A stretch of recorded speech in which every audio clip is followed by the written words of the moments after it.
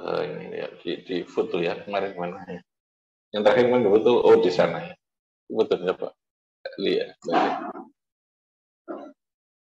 Terus kirim ke ini nih. Ya, iya nih, boleh baris ini enggak?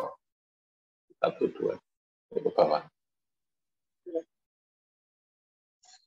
Bismillahirrahmanirrahim. Rabbi shrah li sadri wa yassir li amri wa hlul 'uqdatam min lisani yafqahu qawli. Amma ba'd. Dikirimkan di grup guru sama Nila ya Pak. Yang grup AIS ada ya. Lihat Nila enggak apa-apa ya? Kepimpinan atau Nila? Suruh kirim ke grupnya yang AIS. Bismillahirrahmanirrahim. Rabbi shrah li sadri wa yassir li amri wahlul 'uqdatam min lisani yafqahu qawli. Amma ba'd. Ini yang ditafsir ya. Kalau di sini tafsir. Kitabnya tafsir ya. Kalau di Yaqobah 6 AIS itu ngaji fikihnya. Ini ada beberapa wajah baru. Ini dari mana? Yaqobah 1. Ajar apa? Ekonomi ya kan? Itu. Oh itu, dia apa? Oh itu, ambil apa? S2 apa 1? Apa tentang apa? PAI. Oh ini. Berapa lama? Sekali itu apa? Sehari apa berapa lama? Oh itu, lama ya. Berarti langsung ikut melihat langsung ya. Serius banget ceritanya. Biasanya kan setengah serius, yang penting jadi. Itu hebat zamannya. Aslinya mana? Oh jauh. Oh iya. Iya. Ini itu mondok sekalian ya. 1 bulan ya. Tempatnya di mana? Kos di mana? Tempat di mana? Oh di sana. Ya. PAI ya. Kamu dulu jurusan apa? Di Jombang. Oh iya. Ganti siapa? Ganti siapa ya? Oh gitu, ditukar gitu ya. Bismillahirrahmanirrahim. Kaifiyatu hamdillahi. Kaifiyatu hamdillah. Mana? Kalau nafis kan lama. Sosiologi yang baru. Yang bertes kemarin? Oh ya. Macam matematika? Oh iya. Dari mana? Tuh. Mana? Oh Ngoro. Ngoro mana? Rejo Agung. Oh daerahnya Bu Falilah dulu ya. Terus P apa namanya? Pondok apa itu? PA ya. Dulu jurusan apa kamu? Di Wijaya Antropologi ya. Bismillahirrahmanirrahim. Kaifiyatu hamdillah. Kaifiyah. Kaifiyah itu tata cara. Kaifiyah itu apa? Tata cara. Dari kata kaifa bagaimana. Kaifiyatu hamdillah, tata cara memuji kepada Allah. Jadi karena ini surat Fatihah yang masih ditafsirkan dengan penjelasan, ini nggak ada ngaji PMK. Apa? Ada. Apa? Rabu sama Kamis saja. Oh, hari ini bahasa Inggris. Oh, sekarang 2 hari ya. Oh iya. Kaifiyatu hamdillah, tata cara memuji kepada Allah. Ini masih dalam penafsiran surat Al-Fatihah. Kaifiyatu hamdillah, tata cara untuk memberikan atau memuji kepada Allah. Al-Fatihatu dzalika an-nasyidu al-aqidu lis-silati ma'allah. Al-Fatihatu Fatihah iku dzalika an-nasyid al-aqidu Al-Fatihatu Fatihah dzalikan nasyidu mengkono-mengkono apa semacam pujian. Nasyid itu kayak orang menyanyi gitu ya, nasyid. Al-aqidu yang menjadi pengikat, yang mengikat. Dikasih materinya banyak sudah dikirimi ya kitabnya. Lissilati untuk silah. Silah itu membangun hubungan, membangun koneksi, hubungan ma'allahi sertani Gusti Allah. Jadi Fatihah itu adalah nasyid bacaan yang terus kita baca, yang kita dengungkan, ya, yang menjadi cara kita untuk membangun koneksitas, membangun hubungan kita kepada Allah. Al-aqidu yang mengikat lissilati ma'allah.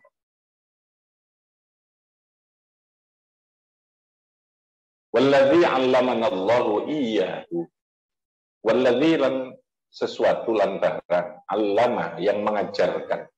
'Allama kang mengajarkan ing kita sapa Allah Gusti Allah iyyahu ing iyo alladzi.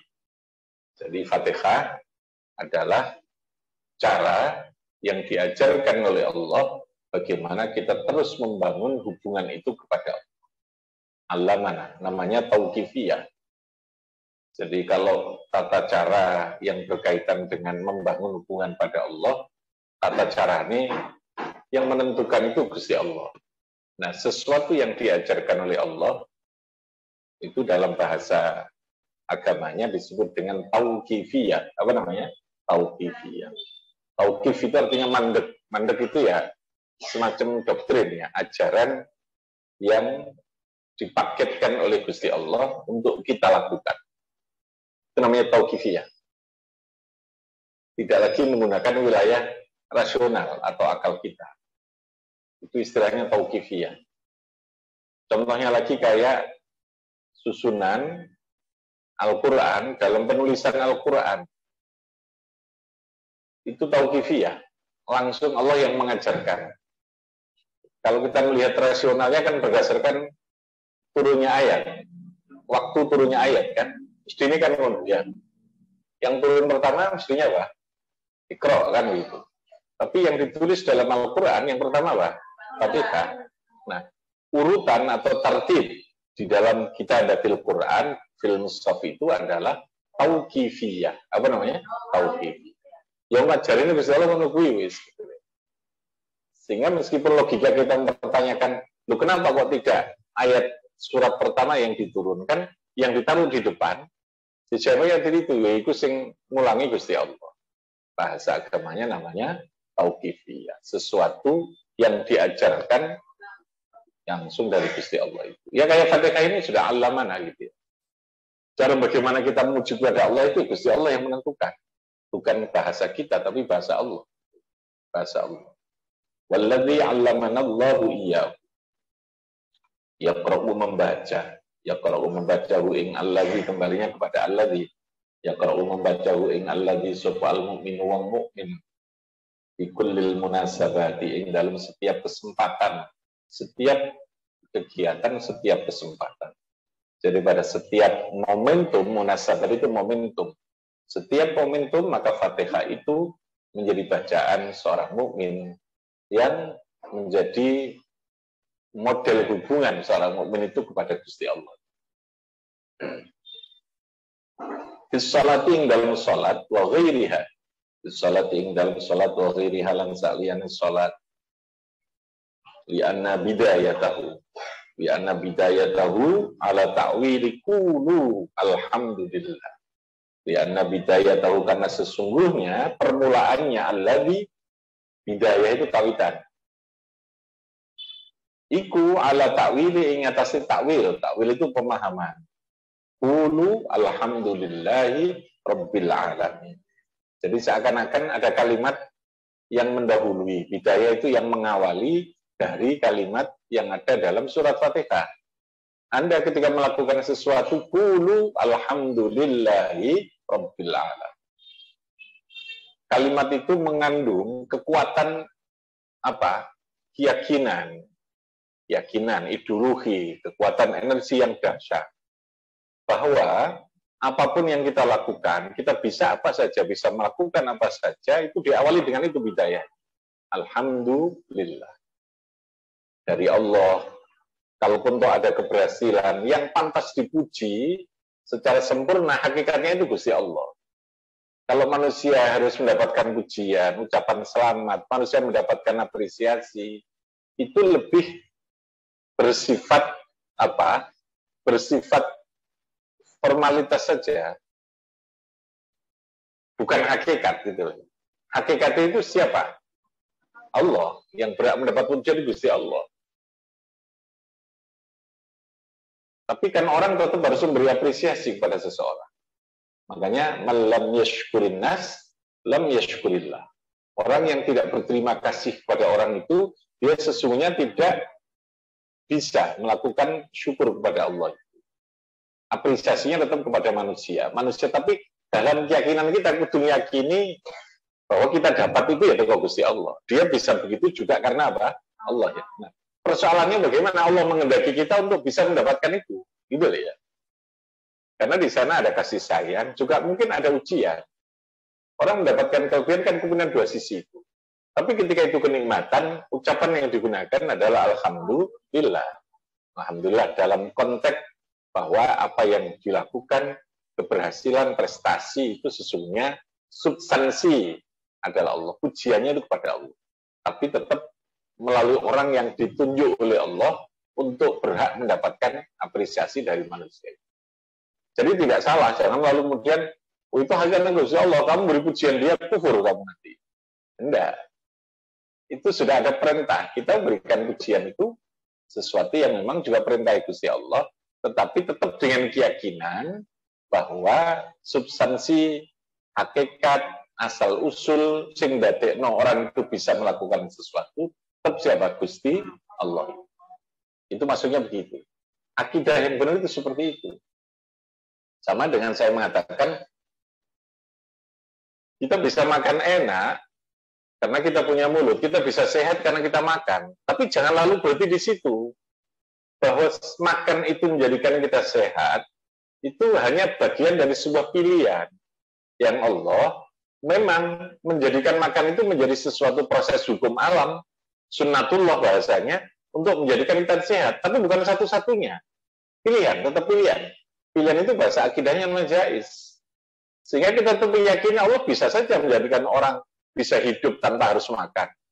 Menjadikan makhluknya hidup tanpa makan. Ada makhluk hidup tanpa makan? Ada.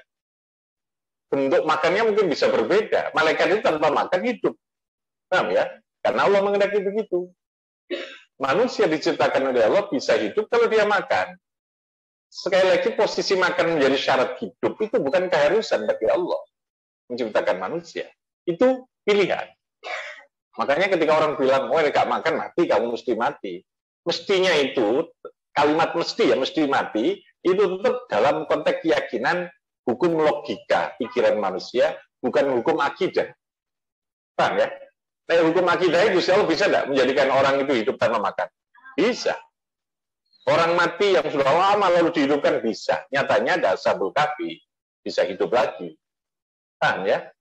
Jadi kalau kita mengatakan itu harus dalam tanda kutip, bahasanya itu dalam kutip. Nah itu keyakinan yang benar. Jangan menafikan. Jangan menafikan seakan-akan akan hancur semua, kalau lalu tidak ada ini, kalau tidak ini tidak boleh. Gitu. Tidak boleh. Tapi kita boleh mengatakan itu. Boleh.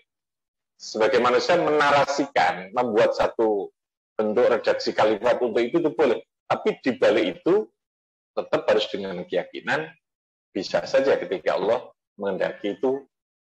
Nah, disitulah lalu posisi ikhtiarnya harus ketok. Ikhtiarnya ketok, tapi substansi dari ikhtiar itu tetap terlihat. Mengapa lalu kemudian harus apa? Alhamdulillah. Tidak segala-galanya. Kalau sudah begitu orang kan tidak perlu ada sebuah kesombongan. Tidak ada perlu paling. Jadi efeknya itu panjang gitu ya. Sebuah keyakinan yang benar, sebuah cara memahami kehidupan yang benar itu akan punya efek begitu besar.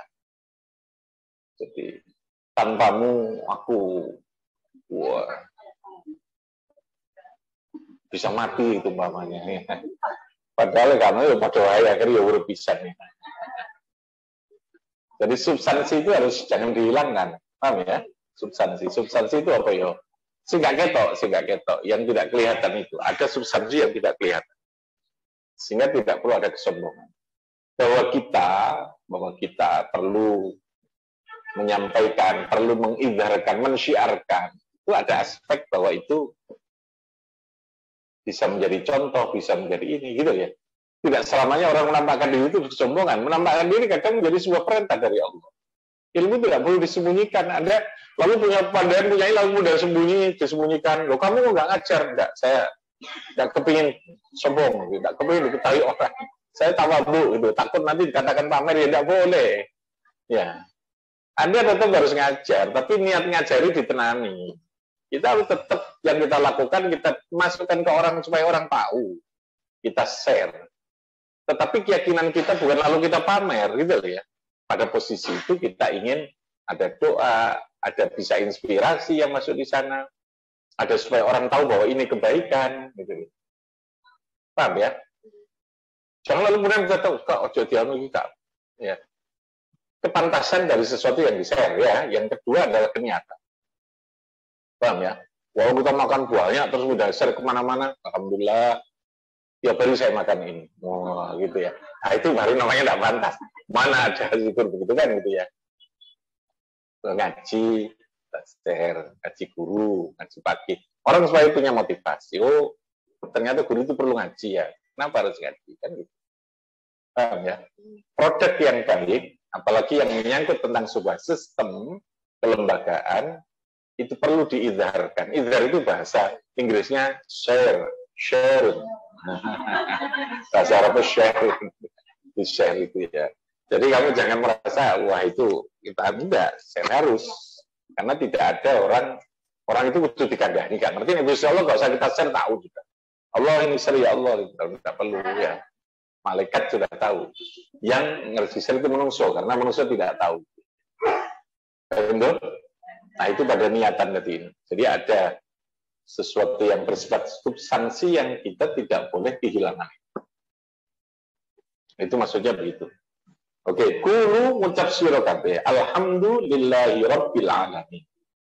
Wa dzalika, ini penafsirannya. Kenapa kita harus diminta ditugasi oleh Allah mengucapkan alamin? Dan kulu tadi ini wa dzalika utai demikian alhamdulillahi rabbil alamin. Iku yakbi memberikan pengertian takwil tadi wa dzalika utai mengkono takwil kulu iku yakbi memberikan pengertian apa dzalik. Anallaha sesungguhnya Allah iku amaro perintah sapa Allah na ing kita ifil hamdi kelan melakukan lafaz hamdu. Jadi alhamdulillah itu kan bentuk ikhbar, bentuk informatif, bukan perintah kan? Saya ulangi ya. Alhamdulillahirabbil alamin. Itu isi kalimatnya perintah apa informatif, ikhbar. Khobar apa perintah? Khobar, berita kan? Allah memberitahu kita, alhamdulillah seakan-akan begitu kan? Alhamdulillahirabbil alamin. Bukan pernah mengucapkan alhamdulillah, tetapi penafsirannya, takwilnya, sesungguhnya itu menyimpan kulu. Alhamdulillah. Jadi alhamdulillah itu diperintahkan. Tadi dimulai dengan kalimat kulu tadi itu, ada yang disimpan. Bentuk kalimatnya alhamdulillah. Kan bentuk kalimatnya itu khobar. Khobar itu informasi. Bahwa segala pujian bagi Allah. Kan begitu kan? Bukan kalimatnya memujilah kamu kepada Allah. Kalau memujilah itu namanya apa? Amar, perintah. Tapi bentuk kalimatnya apa? Khobar. Khobar itu bentuk informasi. Bahwa segala pujian, kalimatnya khobar. Bahwa. Bukan perintahlah kamu, tidak amar. Tetapi di situ penafsirannya mengandung kalimat yang tersimpan, yang diawali qulu alhamdulillah. Kita ini disuruh mengucapkan alhamdulillah. Jadi bukan Allah mengatakan alhamdulillahirabbil alamin segala puji itu bagi saya itu bukan. Yang pokok itu kita disuruh mengucapkan itu. Alhamdulillahirabbil alamin. Ya sama dengan katakan kita mengikhbarkan bahwa makanan ini enak. Itu kan khobar. Bukan kita makanlah ini, tidak begitu, gitu ya. Paham ya? Ini kalimatnya. Ya sebagai ngono lah, gak paham ya wis. Wah, Allah mana aku tugas nerang nodo kan. Oh, kadang saya kita mantu-mantu ya paham ya itu memuaskan saja. Memuaskan saja ya. Saya dulu juga begitu. Orang dosen saya itu pinter ya, pinter, tapi nanti itu wangil. Tapi kan ngesakno kalau dia gimana paham ya sudah begini. Ya sudah dia biar puas lah. Ya, menyenangkan kan dapat pahala juga ya. Saya juga tahu ada yang menyenangkan dapat pahala gitu ya. Tapi kan bukan salah saya. Itu karena dananya yang rendah kan gitu ya. Menghiburnya begitu ya. Wa allamalan mengajarkan sapa Allah na ing kita.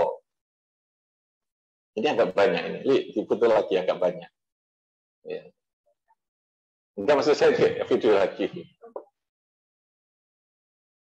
Wa allamalan mengajarkan sapa Allah na ing kita. Kaifa nahmaduhu. Ini caranya begitu. Kaifa bagaimana nahmadu memuji sapa kita ing Allah. Wa nusni, bacaannya begitu. Sana itu artinya memberikan pujian. Sana ya. Sana itu ngalem, memuji. Ya, lebih luas sana itu. Wa nusni lan memuji sapa kita alaihi ing atase Gusti Allah. Wa kaifa nad'u dalam Fatihah. Surat Fatihah itu diajarkan tata cara kita membangun hubungan kepada Allah. Baik hubungan dalam bentuk memberikan pujian dalam bentuk syukur kita kepada Allah, sana kepada Allah, bagaimana kita berdoa memohon kepada Allah, itu diajarkan di dalam surat Al-Fatihah. Kau kaifanatu khalaqaya ponanda umma berdoa sapa kita ing Allah. Wa yafhamu minhu wa yufhimu, boleh begitu, atau yafhamu wa yufham, bentuknya majhul saja. Wa yufhamu lan difahami, ya, pilihannya majhul bentuk kalimatnya. Kalau yufhimu itu bentuk fi'il mudhari' maklum, afhama yufhimu, ya. Wa yufhamu lan difahami minhu saking alladhi atau Fatihah, saking Fatihah, anna min adabid du'a, sesungguhnya dari tata krama, min adabid du'a saking salah siji ini atau saking bagian adab itu tata krama dalam berdoa. Kita diajarkan ayyabda yen to memulai sapa wong, ayyabda yen to memulai sapa wong bihamdillah, dengan memuji kepada Allah, itu fikihnya.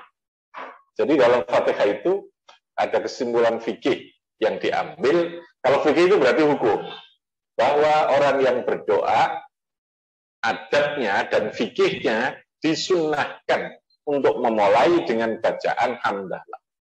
Makanya hamdan syakirin, gitu kan? Iya. Dan seterusnya. Alhamdulillahirabbil alamin. Dan nanti dimulai dengan itu, karena dari mana kesimpulan hukumnya? Dari fikih ini, fikih Fatihah itu, gitu. Nah, siapa yang bisa tafsir begini ya? Ahli tafsir begini ini. Kalau kita baca Fatihah kan sebagai rutinitas. Nggak tahu apa yang ada di dalamnya. Apa yang mau coai. Paling-paling, ini fadilah apa gitu ya. Bisa dipakai apa. Kan gitu dok. Ya. Kita baru memahami ketika ngaji begini ini gitu. Bahwa di dalam Fatihah itu juga mengandung fikih. Ada kesimpulan hukum bahwa ketika orang berdoa itu disunnahkan. Hukum itu berarti sunnah, wajib, gitu ya hukumnya. Disunnahkan apa? Mengawali dengan bacaan hamdalah wassana itu jumuh.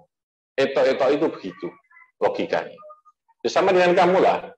Kalau meminta belanja, meminta dibelikan sesuatu sama masnya, sama bojone, ya mestinya kan harus memuji dulu.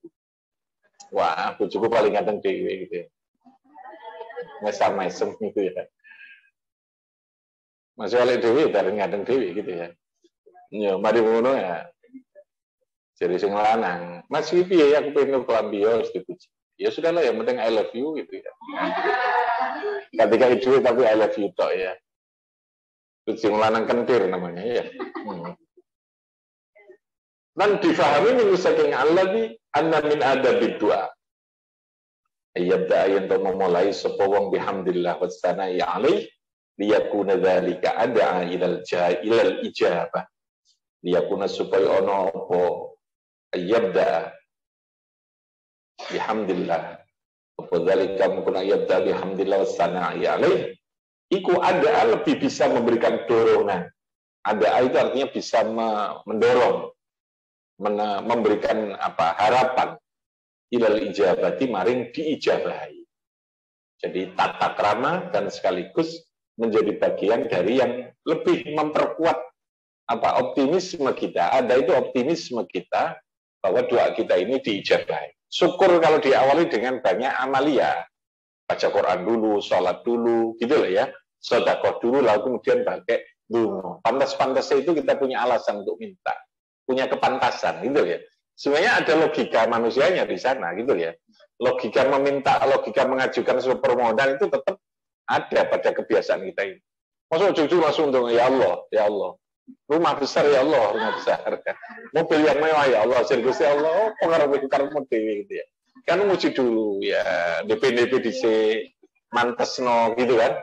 Makanya dalam istisqa itu orang disuruh puasa dulu, berdoa disuruh ini, sampai berangkat itu seperti itu ya. Untuk ada ilal ijabah, ada perilaku, ada amaliyah yang memantaskan kita untuk bisa mendapatkan ijabah itu. Tapi ya itu tadilah, doa itu bisa secukupnya, jangan terlalu memaksa, maka nanti ada aturan. Ta'anud dalam berdoa juga tidak boleh. Berulang-ulang kalimat yang diminta sesungguhnya sama dalam satu kali berdoa, itu juga tidak boleh. Mendikte itu juga terlalu, ya sungkan lah gitu ya Allah. Karena Allah itu tanpa kita minta sesungguhnya sudah memberi begitu banyak ada fadl. Tapi minta itu juga dianjurkan sebagai ibadah. Diniati bahwa kita ini makhluk menungso sing betul-betul membutuhkan kepada Allah. Paham ya? Tapi juga jangan terlalu mendikte, itu menjengkelkan juga. Malaikat itu teman-teman jaluk kayak ngapura. Jangan berlebihan, jangan juga. Nah, lalu kemudian singapi itu pasrah kepada Allah. Ya Allah, monggo kula pasrah datang yang terbaik untuk saya. Tapi ngising saya nggih Gusti Allah. Cek ngerayu ngono jane. Ono tapi niku jenenge gak pasrah gitu kan. Gak pasrah. Nah, kadang justru pasrah itu dadekno ngesakno tambahan. Ya wis, menurut ya gitu ya. Menurut dia sudah gitu. Dan begitu. Makanya amaliyah itu nek iso tidak hanya karena mau berdoa, lakukan secara terus-menerus, lalu kemudian sewaktu-waktu nek donga itu wis sudah memang pantas gitu ya. Ya Allah, gue mau nanti jalur niki mampun jenengan jabahi kan ya. Ya. Jadi jadi istilah ya wis, kamu gak tahu rewel kok tak kayak sing akeh saiki kan gitu ya. Bahasanya manusia kan begitu ya. Dan itu bisa dilogikakan. Ilal ijabah, ada ilal ijabah. Oke, yang kedua, ini fikihnya gitu ya. Jadi pertama adalah fikih tentang bagaimana kita memuji kepada Allah, lalu kemudian kenapa harus memberikan pujian terlebih dahulu dalam hal kita berdoa kepada Allah, tata caranya itu logikanya tadi itu ya, filosofinya, alasan. Ya kayak kemarin kita, FFG itu, anak-anak sudah membaca doa, saya suruh baca, memang kita wiritan surat Tabat itu 11 kali untuk supaya mohon doa. Tapi kan nggak bisa langsung dadaan malam FFG terus pagi baru baca, kan nggak bisa. Ya dungo jalur Gusti Allah, begitu. Karena ini musim hujan kan Gusti Allah pasti tahu yang terbaik. Tak mungkin kan? Karena ada juga yang berdoa minta hujan, gitu kan? Bahwa doa itu jangan Anda merasa bahwa Anda saja yang minta. Kalau itu doa menyangkut tentang sesuatu yang bersifat brutal, itu pasti Tuhan itu kesulitan nanti kalau menuruti kamu gitu. Tapi kan tidak mungkin sulit gitu. Mesti ada cara Tuhan bagaimana menuruti doa kita ini. Kan tidak mungkin, ya Allah, saya mohon supaya tidak hujan sama sekali. Ya cuma ngono. Iku ana sing ndonga pisan, njaluk udan gitu loh ya. Akhirnya kan ya wis dibagi wae. Engko sadurunge maghrib tak kayak udan, tapi engko pas wayamu tampil iku tak terangno gitu ya. Kadang ono ya wis sing kene wae tak kei terang, sing kono ben udan gak apa-apa. Ya, sing nang jero kamar ben diudani karo bojo. Ya. Iki sing dibojo ya, sing dibojo aja ngelongeres gitu. Berarti kan dewe-dewe gitu loh ya. Ojo terus maksa itu Ya Allah pokoknya kudu jaluk gak udan gitu. Paham ya? Itu repot sih dijalui gitu loh ya. Menurut saya kan karepe dhewe-dhewe kan gitu. Lah Gusti Allah nuruti karep itu kan kudu mantes no gitu. Ono waktunya, pantas itu ada waktu. Pantas itu menunggu waktu, terkadang menunggu kapan, menguji juga kesabaran kita gitu. Ternyata ada keterkaitan yang luar biasa, ada keterkaitan dan orang tahu sadar itu baru di belakang. Oh iya yo. Nah, apa aku gak dituruti ini ternyata ini, ternyata ini gitu loh ya. Ya kan manusia kita sangat pendek berpikirnya. Diberi kemampuan untuk memahami itu sangat pendek. Makanya jangan itu dulu, jangan merasa sudah Gusti Allah enggak sayang ke kita. Loh Gusti Allah enggak kabeh itu disayang, jangan kan menungso semut saja disayang. Tapi kitanya enggak tahu bagaimana Tuhan menyayangi kita gitu ya. Sudah terlalu perasaan disi gitu. Perasaannya disi. Sudah baper dulu ya. Perasaan dulu sudah seakan-akan enggak direken. Ini kan lihat kepada waktu ada kondisi gitu. Ada saatnya gitu. Ya logikanya seperti itu. Dan itu banyak. Kita baru tahu di belakang. Kenapa ternyata harus ini? Ternyata ketika kita harus begini itu kenapa? Apa? Yang hari kemarin kita begitu ngoyo untuk supaya kita punya rencana ini harus berhasil, ternyata tidak berhasil, ya sudah. Anda tunggu ada sesuatu pasti di balik ini itu apa? Yakin sajalah. Yakin saja betulnya apa, mungkin kita berbeda. Ya itu mahadilnya Allah. Wah, jangan ada sedikit pun kita maidu Gusti Allah. Nah, hati kita itu nggak iso ngono ya. Ojo sedikit pun kita maidu kepada Allah apapun yang kita terima itu pasti ada di sana sesuatu ya. Kita bahwa ketika kita diuji nangis pasti itu manusiawi. Dan Gusti Allah nyuruh begitu. Kita harus nangislah. Guru-guru orang nangis tidak apa-apa gitu ya. Mancal gak apa-apa. Tapi jangan menghilangkan keyakinan kita bahwa Allah pasti memberikan yang terbaik. Paham ya? Nggak boleh orang lalu kemudian bujune mati, terus kemudian alhamdulillah gitu guyu. Sampel itu jenenge ya. Ini Gusti Allah pasti yang terbaik, nggak apa-apa, saya ikhlas gitu. Ya, aku beda nangis kan gitu. Ya nangis itu harus gitu ya. Oh, ada sudah motor dicolong coba terus ya nggak apa-apa saya ini. Saya masih ngilang sepeda itu. Benar, sudah ketemu? Belum? Mana? Lihat. Tidak ada. Nanti dijalui Gusti Allah mobil yang baik. Siapa tahu terus dapat togel, gitu kan? Itu namanya dijalui juga kena ya, dapat togel yang besar gitu. Ya Allah, jadi kehilangan itu memang susah ya. Orang sakit itu susah, orang itu susah. Tapi Gusti Allah kan, pilih. Nah, ini yang itu begini, kalau kita sakit itu, iya, pengen warasnya ya suwi gitu ya. Warasnya wis suwi, alhamdulillah, kayak loro gitu. Tapi itu sakit itu kok sudah kalanya kayak kita tidak pernah sehat, kayak kita tidak pernah enak gitu ya. Itu pikiran manusia, sumpek dan sebagainya. Sebenarnya ya haruslah manusia sumpek itu pasti, tapi jangan kehilangan kendali tadi itu, jangan kehilangan keyakinan yang benar. Ya kudu praktek, ngomongnya gampang ya. Keyakinan tadi itu yang harus kuat betul, harus kuat, harus terus diingatkan bahwa segalanya itu Gusti Allah. Oke ya. Yang kedua, qiraatul Fatihah fis salati lil ulama